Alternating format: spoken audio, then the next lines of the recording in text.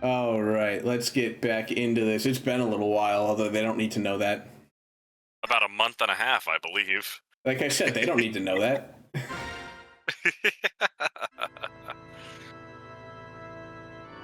Oh, that's right. I just remembered where we left off, too, now that we started chapter 18. You're gonna love this. Oh, this is a really fun chapter. Especially since you're actually, like, probably more set up for this chapter than the average player by a substantial margin. You say with my substantial losses.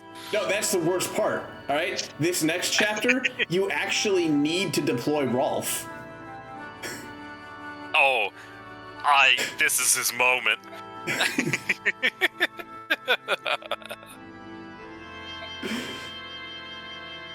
It's all been building up to this, Rolf. Yeah, like I said, you're very well set up for this chapter.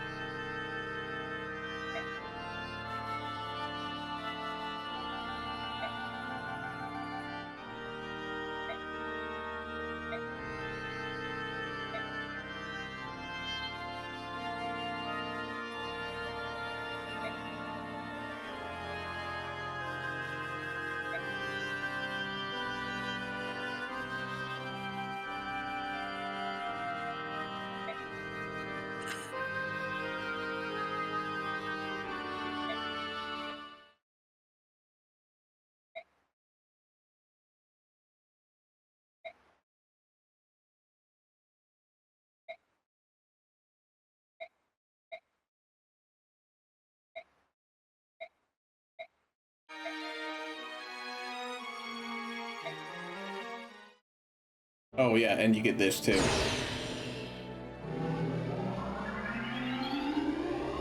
But hey, Ike is evolving.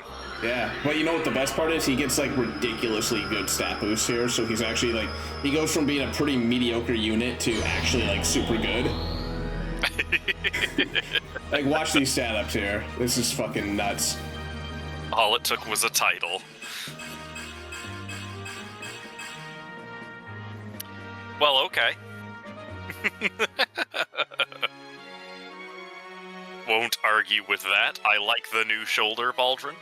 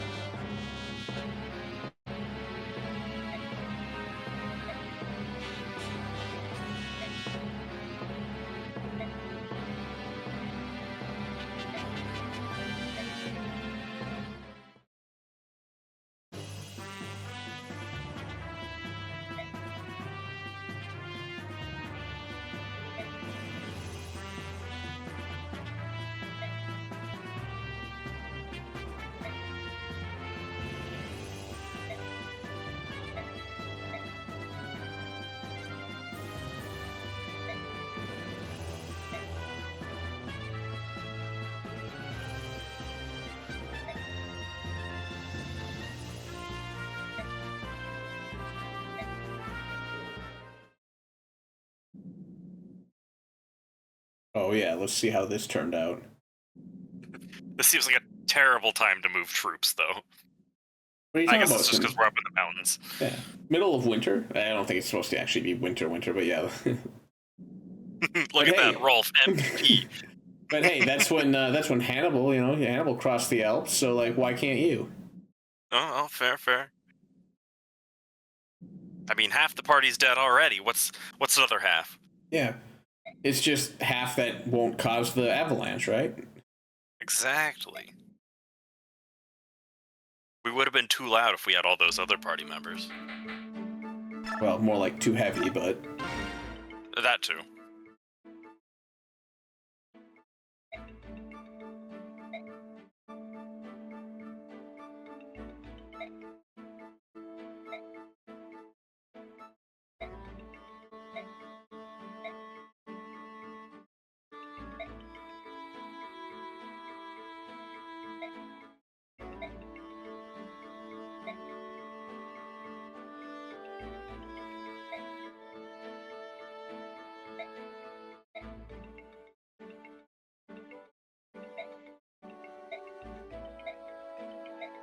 oh yeah, that was the 2 star. So basically, it's hinting because Tanith, who you'll unlock in this level, has a really special ability to call in reinforcements. Yeah.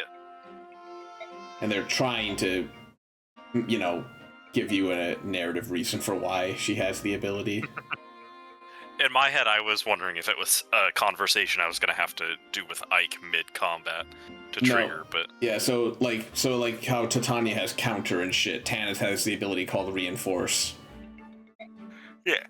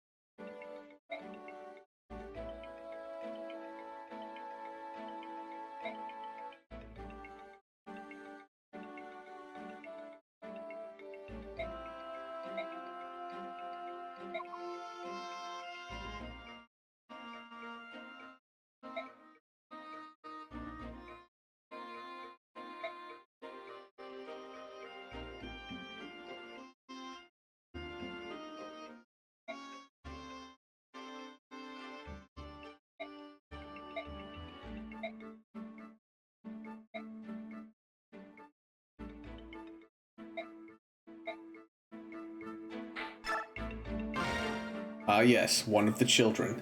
Ooh, still alive.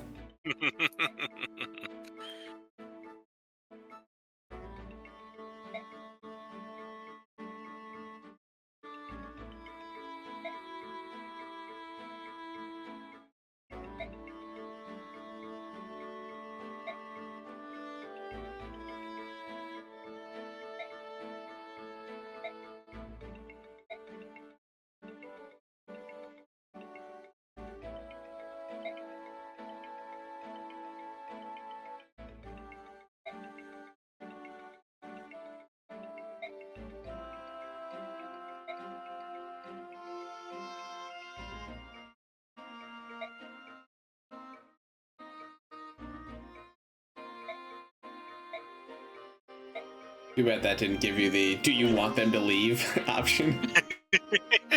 Not that you would. Mararum is way too valuable to just lose like that. I don't care about Mararum. I just have to make sure that child stays alive. Ah, yes. CPS has arrived. Devzin's gotta do his "where did Ike touch you?"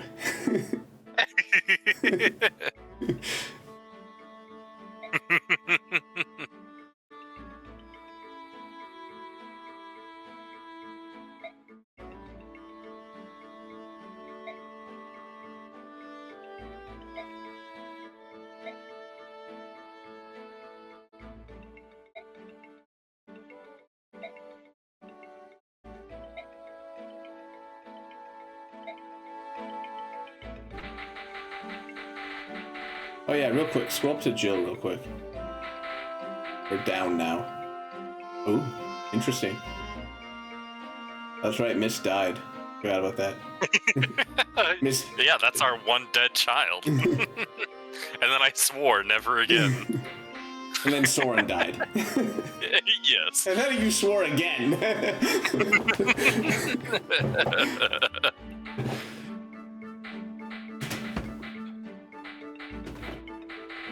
I feel like there was someone else who died too. Didn't we lose another child, or is it just the two of them? Maybe it's just the two of them. Oh, I do have several.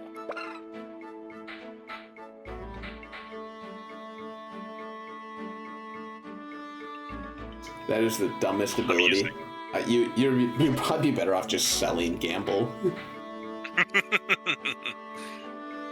It's really bad. But if you want to have fun, and we are here to have fun, gamble on your heal. 50% chance to miss, but doubles your chance to critically heal. If only that was a thing.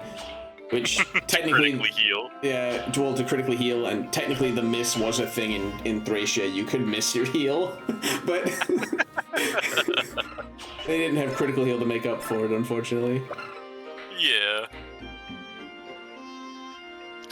So in this one, Adept is based off of a unit's skill, and it's half your skill, rounded down, to use it. I see.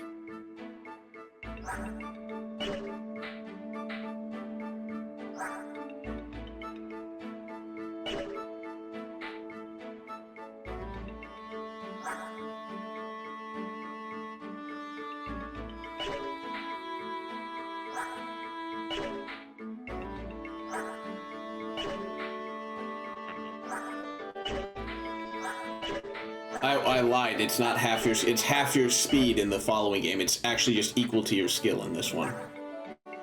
It's equal skill? Yeah, equal to skill. Did they? Wait, is it?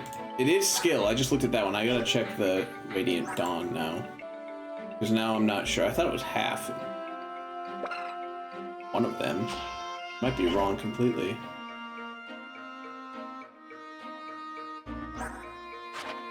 Radiant Dawn. What the hell is it?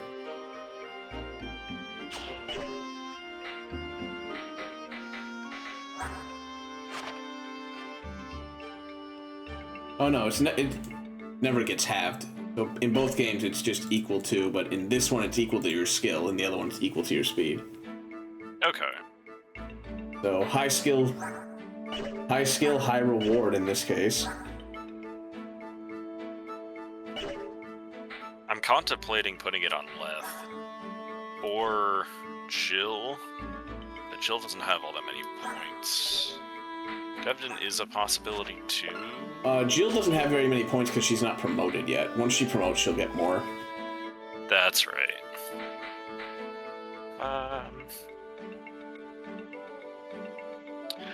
Her weapon never breaks, so I do quite like that. Oh wait, what do we have here? Enemies on the next turn does not work against certain units. I believe it's that the enemy has to be using a attack at range. Let me verify that. Roar. When used, causes the enemy to be without movement for one turn, ineffective against certain characters. Thank you. That does not help. How specific? Yeah, it doesn't specify anything more than that. That's weird. Let me check a different website. I can't believe that one. I'm using what is probably the most comprehensive website. It doesn't have that. All right, let's try this other comprehensive one.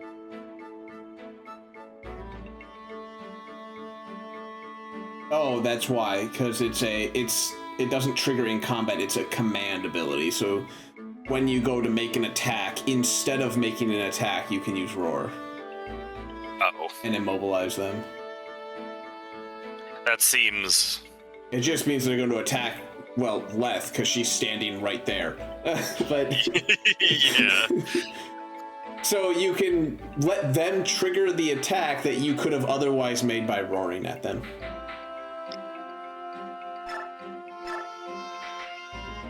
Nah, he can have that.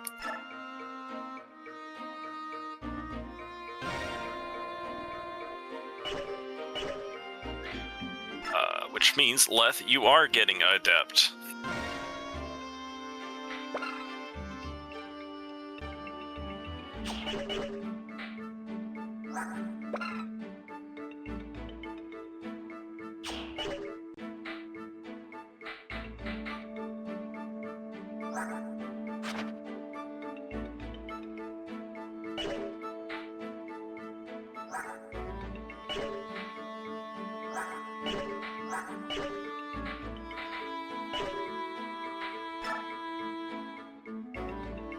How much XP do I have to give?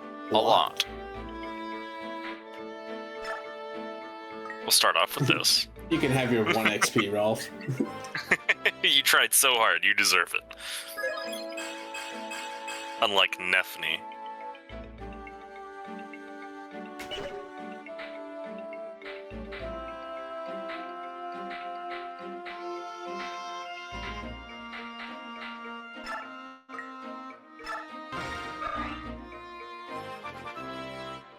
Alright, Mordecai, come on. Speed! Damn it. He got the one that mattered, though, which was that one when he was fighting Mirarim, that stopped Mirarim from doubling him. Yep.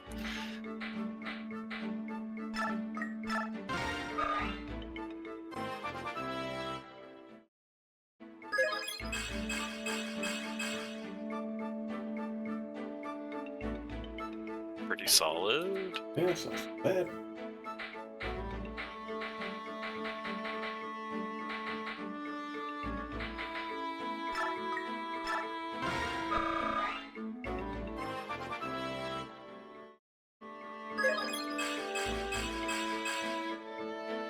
I'll take it. That's pretty good. Yeah.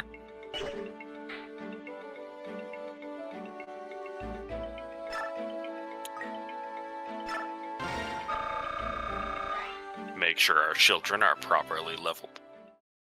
He's gonna need that XP if he's gonna be opening chests. Hell yeah. Oh, look at that, you capped his speed. Congratulations.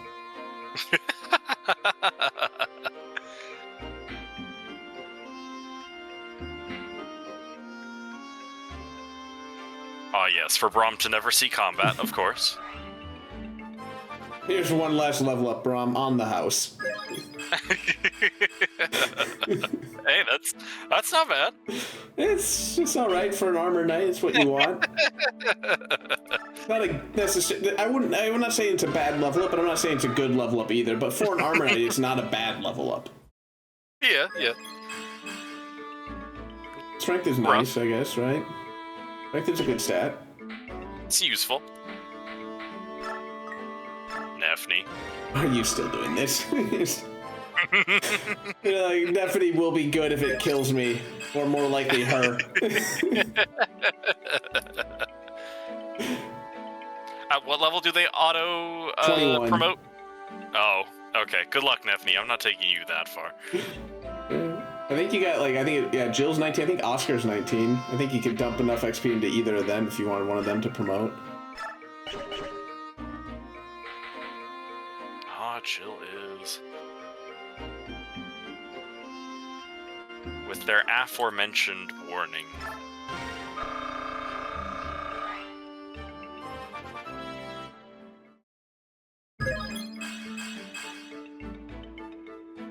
I think your Jill's finally fast enough to start doubling now. Although now that you promoted her, she definitely will be, because she's gonna get, I think she gets 2 strength and 2 speed, so there's like very few weapons that'll weigh her down now. And she's fast. Yep. Jill is evolved. I'm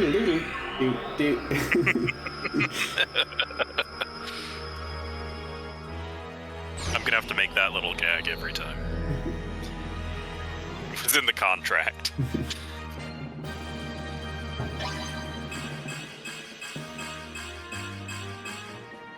Yeah, I'll take that. Oh wait, I didn't see. I've got 244.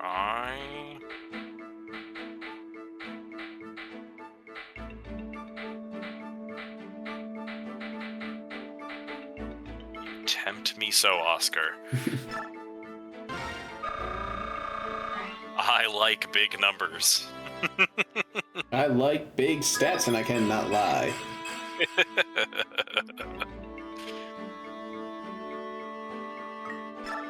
Oh, barely not 95. enough. Gives him, that means that he can just go one and, like, you know, poke somebody, level up.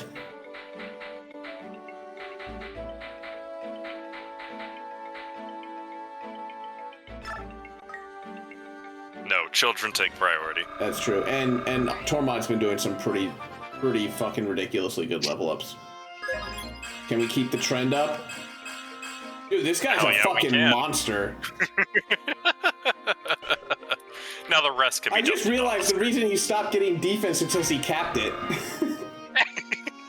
You're talking about Tormod? Yeah. Oh my god. I was like, remember when we were going like, holy shit, he just constantly gets defense, and then he just stopped all of a sudden. Well, it's because he couldn't get it higher. You have to promote him if He's you like, want I have reached my peak. You have to promote him if you want to unlock his defense cap. If it rolls defense, do I just lose that bonus, or does it just never apply a roll for defense? It will apply the roll, so that's the unfortunate thing. I should double check my information, so I'm going to tell you this now, and then I'm going to have to make sure I'm saying correctly, because they occasionally change how the level up system works from game to game. But if I recall correctly, in this game, what it was you level up, it'll roll all of your stats. As long as you got one stat positive, even if that stat was capped, if it rolled that stat and you were supposed to get it, it's considered a valid level up. If you get no stats, it'll roll again and try a second time, because it doesn't want you to not get no stats. And if you get a second roll of no stats, or if it gives you a positive stat up to a stat that you've capped, and that's the only one, then it's done. But if you get 3 misses in a row, that's the only time you get no stat ups.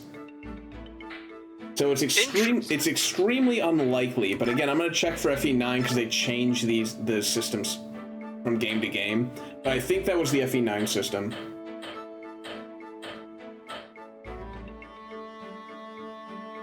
Oh yeah, you had mentioned there was no way for me to get light magic ever. Yeah, because Riss is dead. Cool, then we're selling Nosferatu. As much as I love it and the name.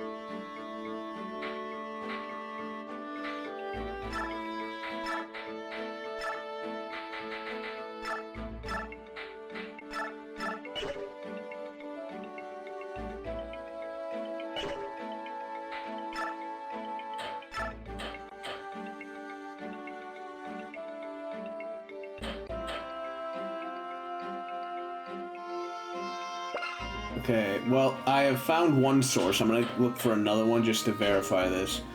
But I found one source that says the methodology I just told you about only applied from FE6 to FE8, and that FE9, it just rolled once, and so 0 stat-ups were just a thing again. I mean, not that they weren't before, it was just rarer in the other ones. Yeah. I'm gonna see if I can find another source to confirm that. Is there no way, the items I create, is there no way to refill their amount of uses? There is. You just don't have it yet. Ah. Wait.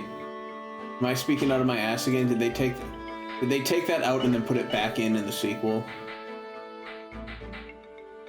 No, it exists in this one. Yeah, we're good. Okay, it's still in this one. So yeah, you might even have it actually. Do you have the Hermern staff? No. This does not sound familiar. No. Did it tell me where to get it in this page, or do I have to go into it?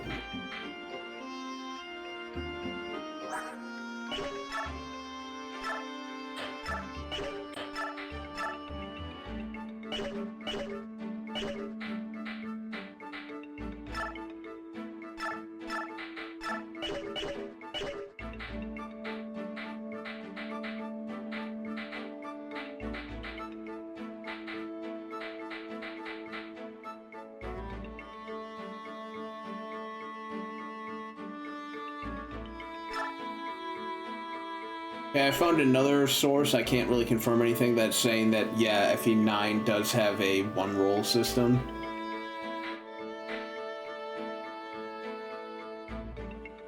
Okay. Alright, I'm not going to say anything with certainty because I can't find, like, confirmed sources. But I do have several sources that are saying it rolls once, and you can, if you get 0 stats, you get 0 stats. The difference is that FE9 here, I mean, okay, in all fairness, every game in Fire Emblem, with very few exceptions early on in like the 1 through 5 era, have been progressively kind of power creeping stat gains. Like, for example, let me just grab an older title here. I think I'll grab one. I don't want to. I think genealogy is really low, but I'm gonna do it anyways. No, Gaiden's the one that's got super low, so good thing I didn't do Gaiden. So in Genealogy the Holy War, Sigurd, the character most equivalent to Ike, is the main character of that game, has a 70% HP, 30% chance to get strength, 5% to get magic, 30% to get skill, 30% to get speed, 20% to get luck, 40% to get defense. Now I'm gonna just duplicate this tab and I'm gonna go pull up Ike here real quick to show you just how far this stuff is scaled. From that was FE4 and now this is FE9. So in 5 games, we'll compare Ike here to Sigurd. So Ike has 75 HP growth, not much different, 5% more. His strength growth is 50% as opposed to Sigurd's 30. His magic growth is 20% to Sigurd's 5. His skill growth is 50 to Sigurd's 30. His speed growth is 55 to Sigurd's 30. His luck is 35 to Sigurd's 25. His defense is 40, which is the same as Sigurd's. And then they added the resistance stat after Sigurd's game, so Ike just has 40% resistance growth, which can't compare to Sigurd, who doesn't have resistance, but you get the point. Like, you can see the power creep as it goes along. Yeah. And for Shiggles, because I think it's hilarious just how far the power creep has gone, let's grab, I think it's 3 houses as some of the most ridiculous ones. I think they toned it down a little in what's it called? What the fuck was the last one that everyone played once and then never touched it again? Engage, that was the one.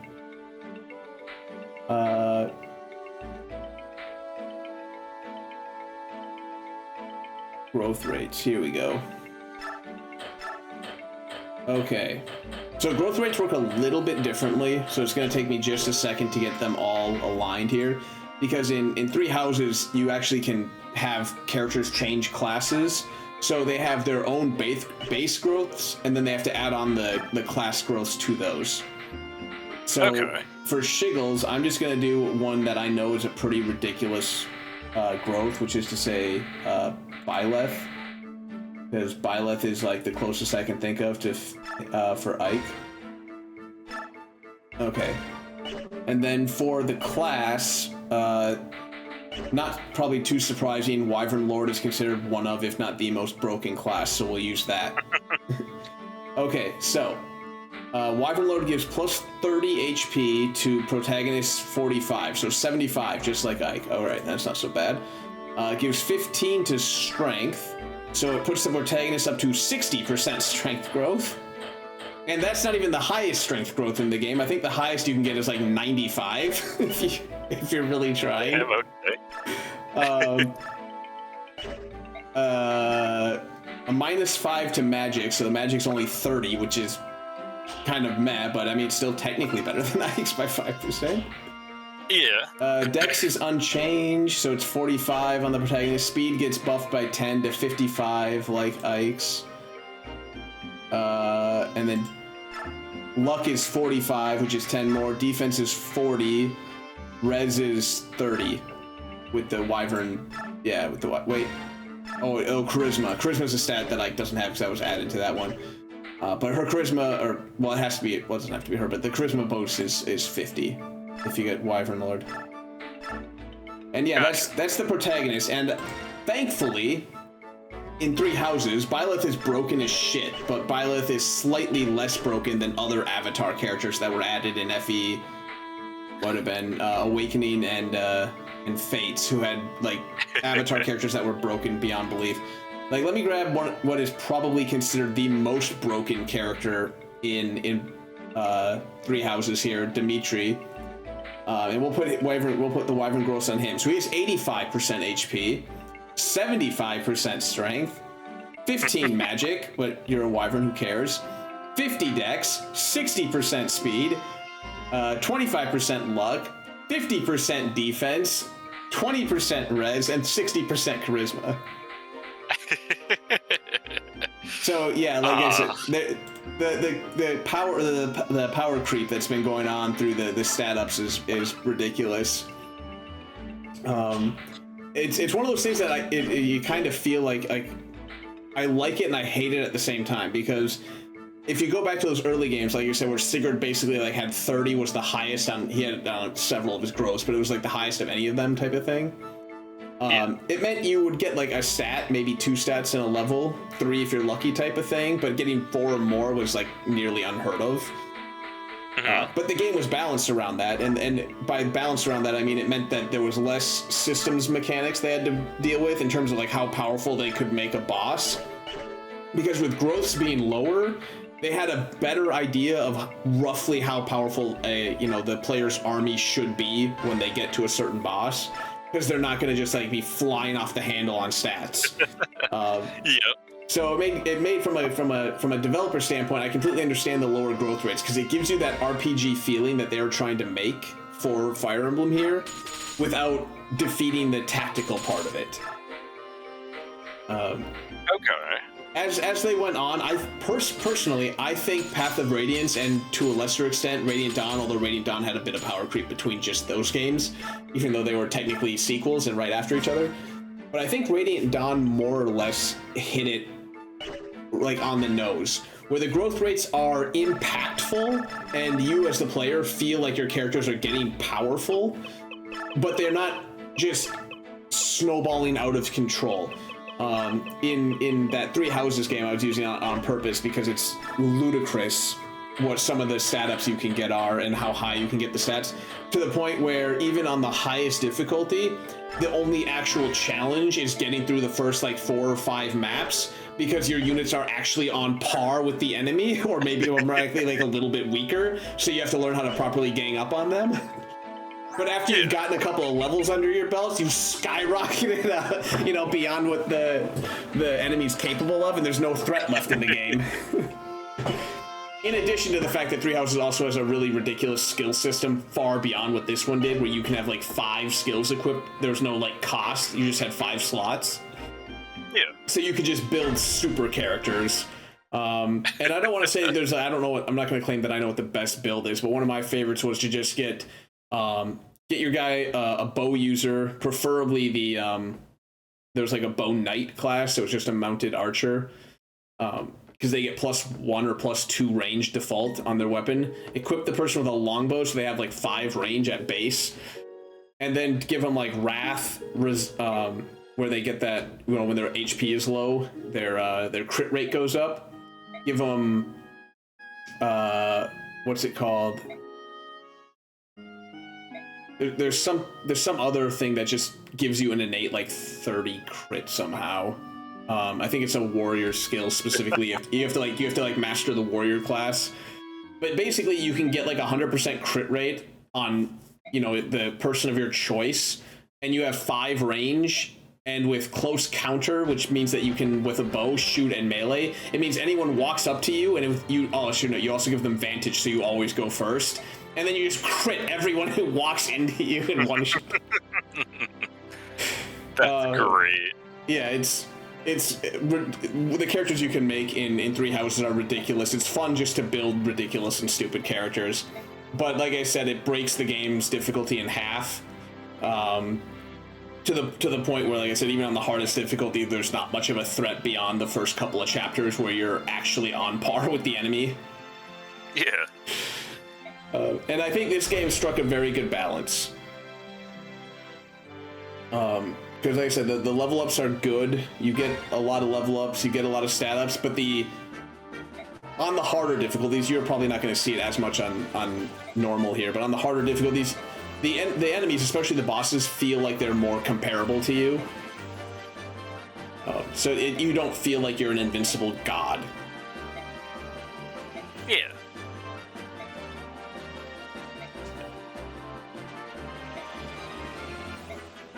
That is until you get to Path of Radiance. Then there's 2 characters who basically are invincible gods, but we'll deal with that when we get there. That's because Radiant Dawn made a whoopsie. I don't think intentional, but they made a whoopsie, and it's fun to abuse it.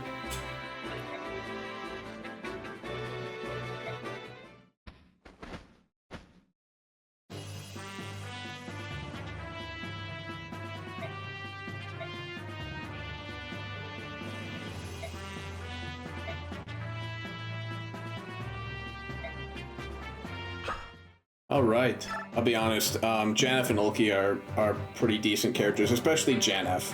So it's basically like when you got Mordecai and Leth, in the sense that one of them transforms instantly. In this case, Janeth, and Ulki takes a turn or 2 to transform. But the Hawks they're very well statted, and they do a lot of damage.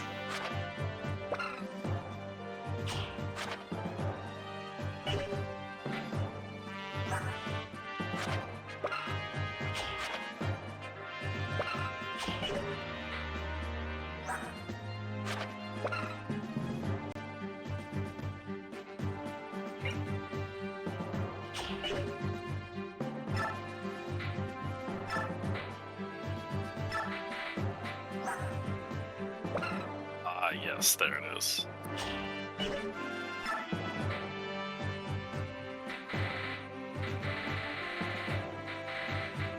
Don't forget to bring Rolf. This is his chapter. Making me take Rolf. No, you don't have to, but this is his chapter, because if you want to recruit the character in this level, Rolf has to talk to them. Ah, I see. And under normal conditions, people are bringing a level 1 Rolf into this that they have to protect all the way to that character. Whereas you can be a little bit more... We have come more prepared. Yeah, you can be a little bit more lenient with your Rolf. A little bit more liberal with where your placement is. Yes. Let's see. We have to bring all the children and their caretaker. Denny's right. Yeah, there he is. And then from there, let's make sure we bring our healer, and then we can fill out from there. I would recommend Leth, unless you... I think I spoiled this one, but I'm going to spoil it anyways. If Jill doesn't have a B support or higher with Leth or Mist, who one of those is dead, I think it's chapter 21, if I'm not mistaken, she abandons your party. Gotcha. Good to know. Yeah, it's kind of it's one of those that I would love it to be a surprise, but you put a lot of effort into Jill, and I wouldn't mind either way. I hate to see a loser after she got all that work. It's really cool because it's again, spoiler alert, you're fighting her father, and so if you don't have her, if you don't put enough narrative effort into Jill and getting her and convincing her that she's in the wrong and that she shouldn't be a racist bitch. Like, she just like, I guess I'm gonna stay a racist bitch for the rest of my life, you know? And you have to fight her and kill her. Yeah. And yeah, like I said, you put a lot of work into her, which sucks to lose, and she's also very powerful, so she's kind of dangerous if she were to turn on you. Alright, I'm not actually bringing Soft. Oh, you need Mr. Tank himself. You need the armor knight who's not an armor knight. One of these two tigers. Yeah. One of these two tigers is coming with me. The question is, we'll bring Mordecai.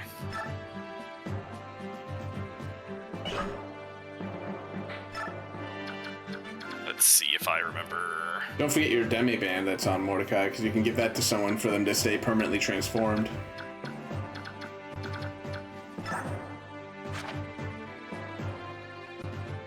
I should also note it. Oh, I see what you're saying. Yeah, I should also note I'm pretty sure it doesn't work on Raisin. You can feel free to try it, but I don't think Raisin's allowed to stay permanently transformed. As awesome as that would be, because basically, as you kind of read in that Kanto thing or whatever, he can, or Cantor or whatever his little dancing thing is, but he has the ability to let one of your units move again. But when he's transformed, he hits all 4 of the hexes directly adjacent to him, so he can let up to 4 people act again. So, like I said, I'm pretty sure they don't let you keep him permanently transformed. Yeah. Ooh, I can get a Night Killer. Yeah. There he is. That's who Rolf has to talk to. I get a Brave Bow. Yeah. Oh, another archer? Rolf has to talk to him if you want his... I mean, you can kill him. Oh, yes. Another 3 to 10 range. Yeah, that's what I'm saying. Like, this is where it's a challenge to keep Rolf alive for those who bring the level 1 Rolf, like most people do. As you're like dodging fucking long range magic. And he starts out as an enemy. Interesting. So I also have to make sure that he doesn't kill himself on me. Yeah, well, if it makes you feel any better, you get to kill him too. You just have to talk to him with Rolf first. Oh. Interesting. Yeah, you the way you recruit him is you have to have Rolf talk to him while he's alive, and then Ike has to be the one to deal the killing blow, and then you recruit him instead. It makes sense when you don't think about it. Yeah. Okay, I'll be honest, it actually does make sense when they do it in game, but it's you gotta let the narrative part of this play out. It's actually as stupid as it is to try and recruit him. It's actually a really clever way to have made it a recruitment thing. Like it's a very narrative driven way to do it. Bonus damage a weapon might have dealt. What would that? That would be she no longer takes bonus damage from Legu's slaying weapons or from fire magic. I see. I don't think I care about that. I don't think you do either.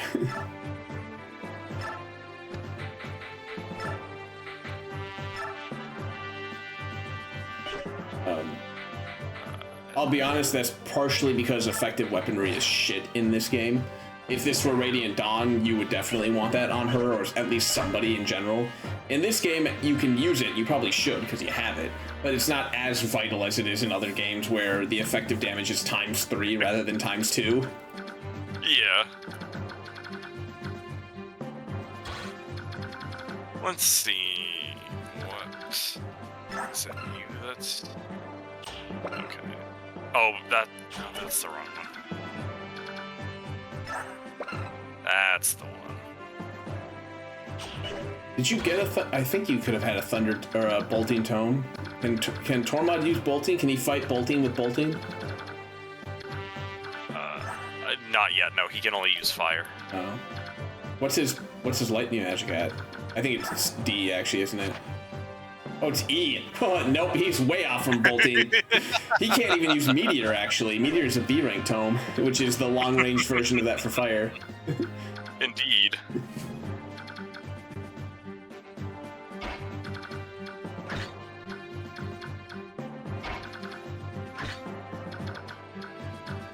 Keep children towards the back.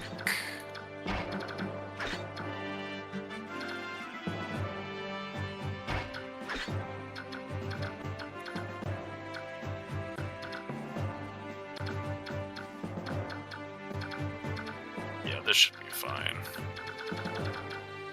Well, I didn't bring Soth, which means... Oh no. Well, we can probably dump somebody, right? Maybe? Let me see if there's people that are giving keys. You know you can just tab up and down, right? I do tend to forget that is an option. I can't blame you, because like I said, it took the game devs a little while to kind of make some quality of life improvements over the course of the Fire Emblem series that a lot of people even nowadays take for granted. Especially when like someone like me goes back and plays some of the old games, like, oh, you can't do that in this one? Fuck, I missed that feature. So, or that, I shouldn't say feature, but I missed that quality of life so much. Yeah. But thankfully, I think tabbing up and down has been one you can do since even the earliest days. I think, I know you can do it in genealogy, and I think you can do it in all of them. Don't quote me on that, but. Yeah, Tormod might actually get booted out of this. Trade child for child. For Soth. Yeah. That's okay though, because we need a reason for Devton to be there besides just protecting the children. Now he gets to protect another child while Soth gets to actually participate. Exactly. Just to save this real quick.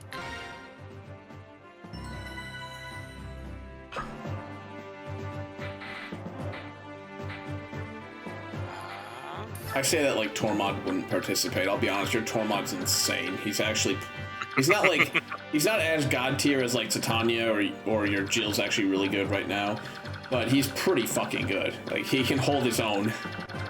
Oh, he's got 10 defense. Kill everything. Yeah, he does. Max defense at that. Yeah, he's got to get promoted to get that defense cap unlocked.